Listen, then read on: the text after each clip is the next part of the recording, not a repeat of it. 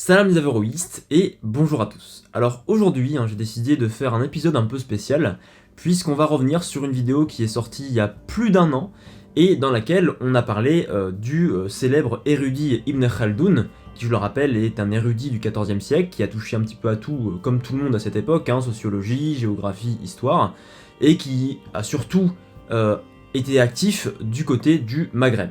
Et on m'a dit, mais attends Romain, pourquoi tu parles d'Ibn Khaldoun en termes vraiment élogieux alors qu'il a quand même déployé des arguments racistes?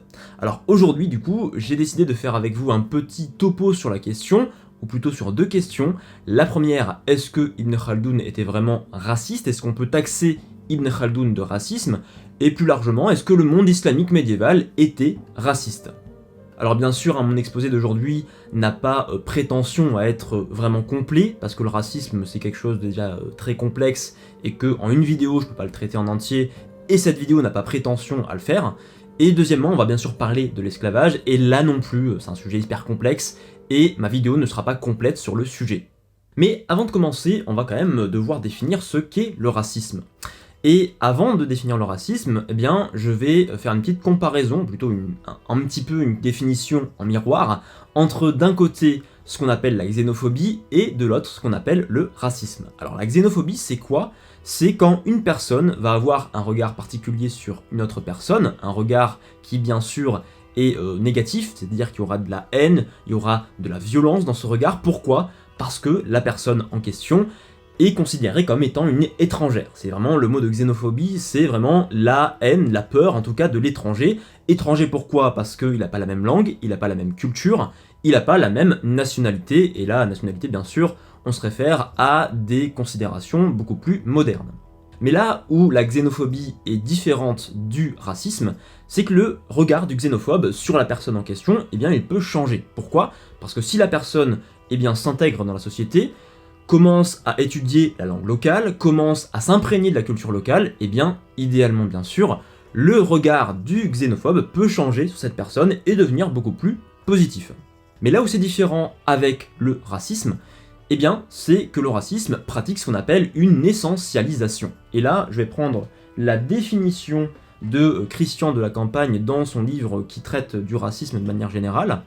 Alors Christian de la Campagne nous dit la chose suivante: le racisme est une croyance plus ou moins consciente, mais toujours sous-jacente, la croyance selon laquelle les tares psychologiques ou culturelles des membres du groupe détesté découleraient elles-mêmes de manière automatique de certaines propriétés physiques possédées de naissance par les individus en question.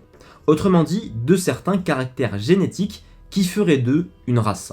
Donc là on a vraiment ce qu'on appelle une essentialisation. Une essentialisation, c'est tout simplement le fait que la nature même d'une personne, son ethnie, son origine, les traits physiques aussi du coup de la personne, c'est par exemple la couleur de la peau noire, eh bien de cette nature découlerait des défauts, des comportements spécifiques, ce qui fait que le racisme est complètement différent de la xénophobie, dans le sens où le regard du xénophobe lui peut changer, mais le regard du raciste lui ne pourra jamais changer, tout simplement parce que les défauts psychologiques, les défauts comportementaux d'une personne sont inscrites dans ses gènes, sont inscrites dans sa biologie, sont inscrites dans sa nature même. Donc le racisme, on peut le définir par l'essentialisation d'un individu de sa nature vers un comportement déterminé. Mais le racisme, c'est aussi des explications scientifiques, biologiques qui vont se rajouter à cela pour expliquer cette essentialisation. Et donc, le concept de racisme, déjà c'est un concept qui est très tardif, de même que le concept de race en lui-même est tardif, et qui n'intervient qu'au XVIIIe siècle et surtout au XIXe siècle. Ainsi, il faut attendre le XIXe siècle, et notamment les thèses d'Arthur de Gobineau, développées dans son essai sur l'inégalité des races humaines, pour que cette essentialisation entre nature humaine et art psychologique ou comportemental trouve une pseudo-explication. Explication qui, bien sûr, n'a pas été prouvée scientifiquement. Et aujourd'hui, bien sûr, ce concept de racisme est omniprésent dans notre société. On arrive quand même à tous et toutes à bien définir ce que c'est le racisme, mais parfois c'est vrai qu'il y a des faits divers qui arrivent sur le devant de la scène, et où des actes et des paroles sont considérés de racistes par les uns, alors que pour les autres, eh bien, ce ne sont pas des propos qui sont racistes, et ça me concerne personnellement, mais je trouve qu'il y a beaucoup de sujets d'actualité aujourd'hui où on parle de racisme à tort et à travers, et il y a une certaine hystérisation autour de ce concept de racisme. Mais pour autant, est-ce que cette notion de racisme est applicable pour l'époque médiévale? Et là, bien sûr, il y a le travail de l'historien qui entre en compte. L'élément principal du travail de l'historien, c'est la remise en contexte, la mise en contexte. Ce qui signifie la mise en contexte, tout simplement se mettre à la place de l'auteur qui écrit au XIIIe siècle, au XIVe siècle en tout cas pour Ibn Khaldoun, et comprendre pourquoi il écrit ça, se placer à travers son regard, voir à travers son regard, et comprendre eh bien, quelles sont ses perceptions du monde, quelles sont ses perceptions de l'environnement qui l'entoure. Parce que ce sont ces perceptions qui vont aussi influencer ces perceptions des peuples qui l'entourent, et là en l'occurrence du peuple africain, du peuple noir. Et bien sûr, je pense que j'apprendrai rien à grand monde, le concept de racisme, ce n'est pas vraiment une préoccupation médiévale, hein, loin de là. On n'est pas en train de se dire au XIIIe siècle « Oh, mais là, tu commences vraiment à avoir des propos racistes, hein, c'est vraiment... attention, attention, attention, il va t'arriver des bricoles !» Non, ça n'arrive absolument pas au Moyen-Âge. Et voilà, donc l'important, retenez bien, vraiment l'important quand on veut adopter la posture de l'historien, c'est la mise en contexte qui est extrêmement importante. Donc on en vient maintenant aux citations en question, parce que c'est vrai que là pour l'instant je parle de sujets assez généraux, mais on n'a pas encore parlé des citations d'auteurs musulmans, islamiques, médiévaux, qui ont parlé et qui ont traité de racisme et qui sont mis en question par certaines personnes, donc on va les citer de ce pas. Et on va commencer par notre héros du jour, Ibn Khaldoun. Donc, que nous dit ce fameux Ibn Khaldoun? Il nous dit la chose suivante: les seuls hommes qui acceptent l'esclavage sont les nègres, et ce du fait de leur faible degré d'humanité et de leur proximité de l'état animal. Deuxième citation, cette fois-ci, pareil, c'est pratiquement un contemporain d'Ibn Khaldoun, un peu plus tardif quand même, c'est Al-Bshihi, qui était un auteur égyptien. Y a-t-il rien de plus vil que les esclaves noirs, de moins bons et de plus mauvais? Quant aux mulâtres, soyez bons avec eux chaque jour de votre vie, et de toutes les façons possibles, ils ne vous en auront pas la moindre reconnaissance. Ce sera comme si vous n'aviez rien fait pour eux. Mieux vous les traiterez, plus ils se montreront insolents. Mais ils témoignent d'autant plus d'humilité et de soumission que vous les maltraiterez. Troisième citation. Là par contre c'est Nasir ad-Din Tusi, qui était un scientifique persan, et qui nous dit « Les Zinj, c'est-à-dire les noirs, on expliquera le terme un peu plus tard, diffèrent seulement des animaux en ce que leurs deux mains sont levées au-dessus du sol. Beaucoup ont remarqué qu'un singe apprend plus facilement qu'un zinj et qu'il est plus intelligent. » Alors il faut savoir que les Zinj, ce sont les Africains qui vivaient dans la partie orientale de l'Afrique. Donc alors c'est vrai quand même que dit comme ça, quand on fait les citations, forcément ça choque. Forcément ça choque, c'est évident. Mais la question qu'on se pose aujourd'hui, c'est est-ce que ces termes-là que je viens de vous citer, est-ce que ces propos peuvent être qualifiés de racistes pour cette période médiévale du XIVe siècle? Encore une fois, comme je vous l'ai dit, eh bien, il faut faire cette mise en contexte qui est primordiale quand on veut avoir un regard qui soit le plus sérieux possible sur la question. Et dans le sens aussi où ce contexte, en l'occurrence du XIVe siècle et même de l'époque médiévale de manière générale, eh bien, il explique au moins en partie la logique qui se cache derrière ces propos. Et le fait qu'il peut expliquer en partie les propos que je viens de vous citer jusqu'à maintenant, eh bien, c'est le fait que le monde islamique, les auteurs islamiques, et ça je parle pour la totalité de l'époque médiévale, leur perception du monde, et de laquelle d'ailleurs va découler la perception des hommes et donc des peuples, et donc notamment de la population noire, eh bien elle est très largement influencée par la science grecque.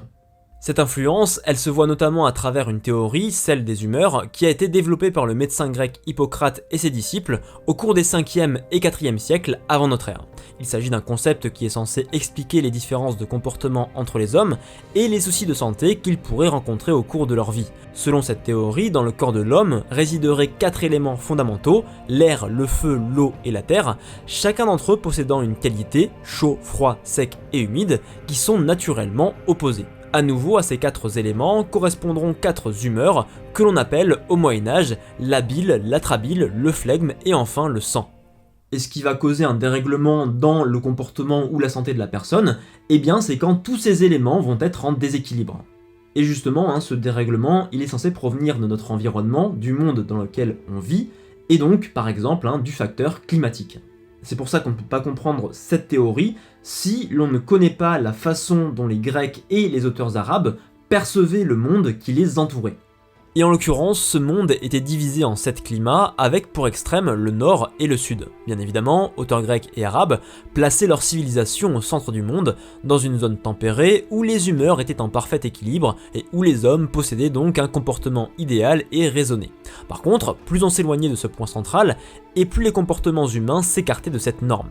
Ainsi, quand on arrive aux extrémités, aux confins du monde, correspondant à la Scandinavie et surtout en ce qui nous intéresse à l'Afrique noire, les comportements des hommes seraient complètement déséquilibrés, à tel point que ces personnes seraient plus proches du stade animal que du stade humain. Donc là on voit vraiment qu'avec ce concept de théorie des humeurs et en même temps des multiples climats, des 7 climats qui divisent le monde et des extrêmes sud et nord, on a vraiment ici le début ou même carrément une essentialisation, comme je vous l'ai dit, c'est la nature humaine, l'ethnie, l'origine d'un homme, la couleur de peau, les caractéristiques physiques qui vont déterminer les défauts, et notamment les défauts psychologiques, les défauts comportementaux. Et donc je vais vous citer au moins 2 passages qui font référence à cette théorie des humeurs et à cette théorie de la division du monde en 7 climats qui vont déterminer les divers comportements des hommes.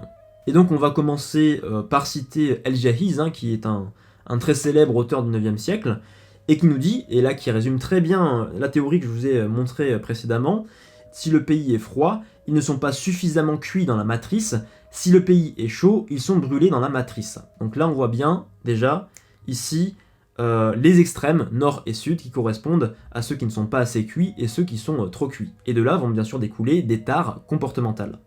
Et ces tares, elles arrivent par exemple dans le propos d'Ibn al-Fakri, qui est un écrivain du Xe siècle, et qui nous dit avec beaucoup plus de précision, et d'ailleurs c'est un passage qui est un petit peu long, les gens qui naissent en Irak ont un esprit sensé, des passions contrôlées, une nature équilibrée, et sont très doués pour tous les arts. Ils ont également des membres bien proportionnés, des humeurs très saines, et une peau d'un brun léger, ce qui est la couleur la plus appropriée et la plus correcte. Ce sont les gens qui sont cuits à point dans la matrice. Ils ne naissent pas avec une espèce de couleur entre blond, chamois, décoloré ou lépreux, comme les enfants qui tombent des ventres des femmes slaves et des autres femmes de complexion pâle. Ils ne restent pas non plus trop longtemps dans la matrice, jusqu'à être brûlés au point de sortir noirs ou ténébreux, malodorants, puants, avec des cheveux laineux, des membres disproportionnés, un esprit déficient et des passions dépravées comme les Indes, les Éthiopiens et les autres noirs qui leur ressemblent.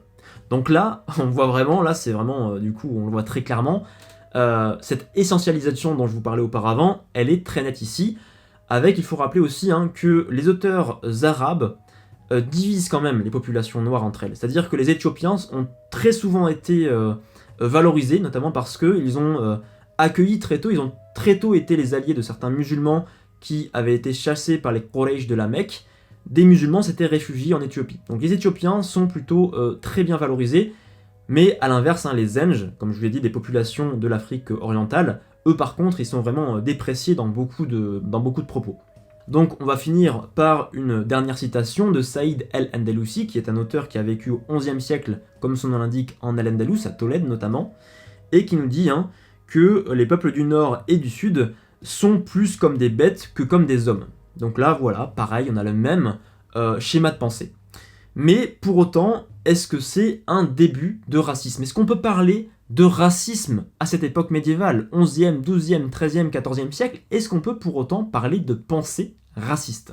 Mais là où les choses vont commencer vraiment à se complexifier, c'est que cette essentialisation dont on a parlé jusqu'à maintenant, eh bien, elle va s'approfondir avec un fait historique très important, c'est l'esclavage. Alors, l'esclavage, bien sûr, ça a été pratiqué par différentes civilisations, on les compte plus. C'est aussi, l'esclavage a été pratiqué en Arabie bien avant l'arrivée de l'islam, mais l'islam, et plutôt les musulmans, les personnes qui ont vécu dans le monde islamique, ont pratiqué l'esclavage, et un esclavage qui s'est étendu sur une période qui est extrêmement vaste, du 7e siècle jusqu'au 20e siècle, et même on pourrait encore parler aujourd'hui au 21e siècle, d'une forme un petit peu dissimulée d'esclavage du côté du Moyen-Orient, suivez mon regard par rapport au pays que je pointe du doigt ici. Mais cet esclavage, parce que je l'ai vu sur mes vidéos, qu'il y avait certaines personnes qui parlaient que oui, bon, l'esclavage du côté en terre d'islam, c'est un esclavage qui est doux, c'est pas vraiment de l'esclavage. Non, ça reste de l'esclavage. L'esclavage, il a été important. Aujourd'hui, comme je vous l'ai dit, c'est pas le sujet de cette vidéo, je vais pas rentrer dans les détails parce que c'est très complexe et qu'il y a plein de détails à rechercher et à vous transmettre tout simplement. Mais l'esclavage a été quelque chose d'important et il faut en parler, c'est hyper important.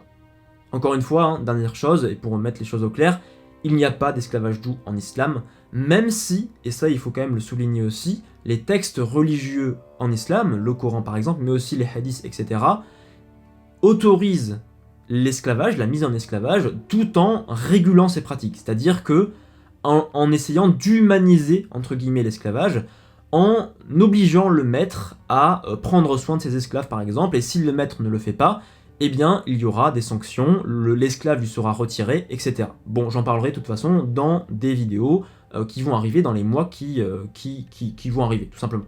Donc, l'esclavage a été important, même si on n'a pas de chiffres exacts parce qu'on n'a pas de documents qui sont fournis du côté du monde islamique comparativement à la traite occidentale par exemple, mais on pense aujourd'hui qu'il y a, en tout cas les historiens pensent, qu'il y a eu plus en tout cas de 10 millions de personnes qui ont été victimes de l'esclavage du côté du monde islamique. Et enfin, dernière chose, hein, l'esclavage, tant du côté de l'Occident que du côté de l'islam, il a d'abord concerné les populations blanches, hein, c'est pour ça que esclave, ça vient aussi de slave, ça donnait le mot slave, les slaves étant bien sûr les populations du nord, de l'est, et donc l'esclavage c'était avant tout, concernait avant tout les populations blanches, sauf que du côté du monde islamique, très rapidement, on va arriver à une majorité de populations noires. Et là où justement ça va poser problème au niveau de ce racisme et de cette essentialisation, c'est que pour désigner l'esclave noir, on va utiliser le terme arabe de abd qui signifie donc esclave noir à la base. Sauf que peu à peu, ce terme va passer de la désignation d'une fonction, celui d'esclave, à la désignation d'un peuple, ou plutôt d'une couleur de peau, la personne qui est noire. Donc là, on a une nouvelle fois une essentialisation qui se creuse encore plus, puisqu'on passe d'un terme qui désigne une fonction à un terme qui désigne la nature d'une personne, l'ethnie, l'origine, la couleur de peau. Enfin, il y a un deuxième élément d'importance qui va participer de cette essentialisation dont on a parlé depuis le début de la vidéo, c'est une histoire que l'on retrouve dans les textes religieux du monothéisme, alors judaïsme, christianisme et aussi dans l'islam, c'est la malédiction de Cham, ou plutôt, en l'occurrence vous allez voir, la malédiction de Canaan. Ce récit, que l'on peut lire par exemple dans le livre de la Genèse au chapitre 9 et au verset 20-27, raconte l'histoire de Noé et de ses 3 fils, Sem, Cham et Japheth. Un jour, alors que Noé travaillait une vigne, il fut tenté par du vin et s'enivra. Plongé dans un état de confusion, il se serait retrouvé dans une tente complètement dénudé. Un de ses fils, Cham, remarque alors son état et, très amusé, alla partager sa découverte avec ses 2 autres frères. Ces derniers, très gênés, auraient alors recouvert leur père, lui redonnant ainsi sa dignité. Or, quand Noé émergea de son sommeil et qu'il apprit ce que son fils avait fait, il maudit non pas Cham, mais un de ses fils, Canaan. Et ce n'est pas une simple punition, puisque Noé condamne Canaan et même tous ses descendants à devenir des esclaves. Mais attention, hein, c'est un récit qui est hyper complexe, parce qu'on se demande pourquoi c'est Canaan qui est puni de la sorte alors que c'est Cham qui a commis la faute. Est-ce que dans les récits originels c'est pas plutôt Canaan qui a commis la faute initiale?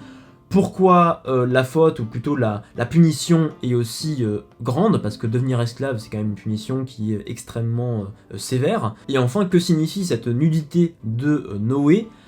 Sans doute que cette nudité, elle a une symbolique qui était très forte pour les lecteurs de l'époque, une nudité qui devait bien sûr expliquer le fait que cette punition soit aussi sévère. Mais ce qui va nous intéresser encore plus, c'est que certains auteurs musulmans, et j'insiste sur le certains, vont dire que la malédiction de Canaan, elle s'accompagne d'un changement majeur. C'est que Canaan et ses héritiers, ses descendants, sont devenus des populations noires. C'est-à-dire que la malédiction de l'esclavage s'est accompagnée d'une seconde malédiction secondaire, c'est que la couleur de la peau de Canaan et de ses descendants est devenue noire.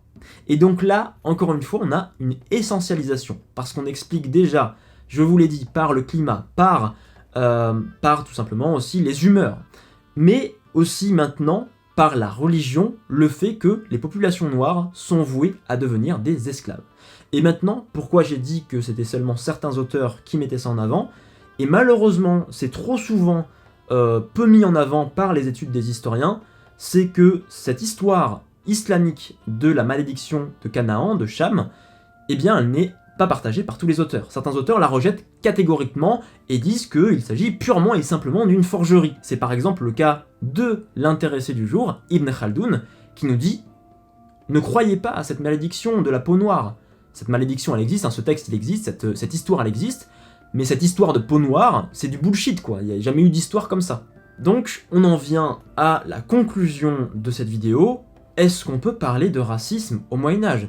Est-ce que la pensée, les propos d'Ibn Khaldoun étaient racistes? Est-ce qu'on peut les taxer de racistes? Pour moi, vous l'avez compris, si on remet les choses dans son contexte, on peut parler surtout d'essentialisation. Mais pas pour moi de racisme, parce que le racisme, il est associé aussi à une dimension scientifique, il est associé à une dimension biologique. Ici, on n'a pas de dimension scientifique. On a une dimension qui peut être religieuse, c'est pas partagé par tout le monde, mais surtout, le XIVe siècle, c'est pas le XXIe siècle, ce qui nous apparaît comme étant évident aujourd'hui. Par exemple, les propos que je vous ai cités, ils peuvent bien sûr nous choquer, mais il faut les remettre dans leur contexte. C'est ceux du XIVe siècle. Et au XIVe siècle, la perception du monde au XIVe siècle, de laquelle, je le rappelle, découle la perception des hommes et des populations qui entourent les auteurs islamiques, elle est absolument différente de notre perception du XXIe siècle. Donc si vous voulez, on peut parler de proto-racisme, d'un début de racisme, des racines du racisme, mais pour moi, on ne peut pas parler de racisme. Et en cela, par exemple, je suis en contradiction avec Olivier Pétré-Grenouillot, qui est un grand historien, dont d'ailleurs l'étude est très intéressante, hein, je vous la conseille, parce qu'il fait vraiment une étude d'ensemble, c'est-à-dire qu'il va étudier les traites occidentales, les traites orientales, entre guillemets. C'est très intéressant, mais lui, il parle plutôt de racisme. Il utilise vraiment le mot de racisme pour parler de ses propos, comme celui d'Ibn Khaldoun. Moi, encore une fois, je n'utiliserai pas le terme de racisme, mais de essentialisation ou alors de proto-racisme. Donc voilà, j'espère que cette vidéo vous aura appris pas mal de choses, j'espère surtout qu'elle aura remis les choses un petit peu au clair. Bien sûr, les sujets dont on a parlé aujourd'hui, c'est des sujets qui sont complexes, ils sont bien évidemment tendus, on parle de racisme, on parle d'esclavage, et bien évidemment, le racisme, ça mériterait une vidéo d'ensemble, une vidéo bien plus complexe. Aujourd'hui, on a fait que vraiment un petit point d'entrée et un petit topo sur une question particulière. Et bien sûr, la question de l'esclavage. Question de l'esclavage qui est beaucoup plus complexe. Et là, par contre, je vais aborder cette question dans différentes vidéos. Et comme je vous l'ai dit, peut-être que quand cette vidéo sur Ibn Khaldoun sortira, eh bien, j'aurai déjà sorti les vidéos, auquel cas, eh bien, au moins, vous aurez une petite porte d'entrée vers le racisme et vers l'esclavage. En tout cas, j'espère que cette vidéo vous aura plu, n'hésitez pas à vous abonner, à liker la vidéo, c'est important, à la partager autour de vous parce que je pense que vous l'aurez compris, c'est aussi hyper important parce que je vois beaucoup de personnes, et on l'a vu par exemple avec le mouvement de déboulonnage de statuts, la mise en contexte est très importante. Et pour les citoyens qui n'ont pas cette perception des choses, de la distance historique à avoir, de la distance d'analyse, vraiment cette mise en contexte, gardez-la en tête, elle est énormément importante. Avoir un esprit critique, le développer, c'est hyper important. Donc, likez la vidéo, abonnez-vous et surtout activez aussi la petite cloche des notifications pour recevoir un message d'alerte quand je poste mes vidéos. Et puis, comme toujours, bien sûr, un grand merci aux tipeurs. J'allais oublier les tipeurs, non, faut pas oublier les tipeurs. Merci à vous qui soutenez financièrement la chaîne. Encore une fois, vos noms apparaissent à cet écran, sur cet écran. Merci à vous encore une fois. Pour ceux qui voudraient soutenir la chaîne, vous avez le Tipeee de la chaîne qui est ouvert, vous avez le Utip de la chaîne qui est ouvert. Et sur ce, je pense que j'en ai terminé. Vous pouvez aussi vous inscrire à la liste mail de la chaîne. Cette liste mail, c'est un groupe que j'ai créé. Vous inscrivez votre mail, et parfois le samedi, parfois le mercredi, je vous envoie un mail qui traite de l'histoire de l'islam. Alors c'est pas toujours régulier, parce que je vous envoie un mail quand j'ai quelque chose d'intéressant à vous dire, mais voilà, inscrivez-vous à cette liste mail si vous voulez en savoir plus sur l'histoire de l'islam. Et quant à nous, je vous dis à la prochaine, et comme toujours, portez-vous bien.